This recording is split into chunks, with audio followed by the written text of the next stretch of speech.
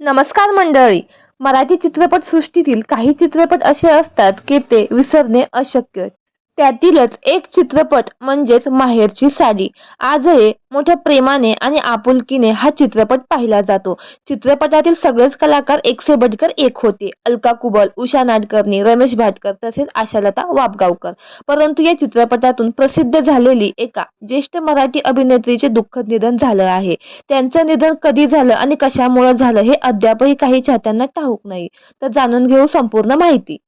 मराठी तसेच हिंदी विश्व गाजवणारी ज्येष्ठ अभिनेत्री म्हणजेच आशालता वाबगावकर. आजवर त्यांनी अनेक मालिका चित्रपटात वेगवेगळ्या भूमिका साकारून प्रेक्षकाच्या मनात एक हक्काचं स्थान निर्माण केलं आहे. माहेरची साडी चित्रपटातील सावत्र आईची नकारात्मक भूमिकाने प्रचंड उंचीचे शिखर गाठले.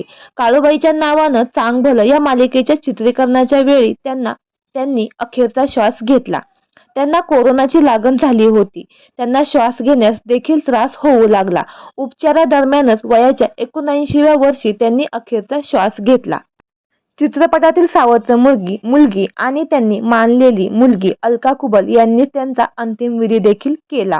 मूळच्या गोव्याच्या असलेल्या आशालता वाबगावकर ताई यांनी कोकणी मराठी चित्रपटातून अभिनयाला सुरुवात केली. हिंदीतही त्यांनी आपल्या अभिनयाची छाप सोडली होती. 180हून अधिक चित्रपटात त्यांनी आपले काम केले होते.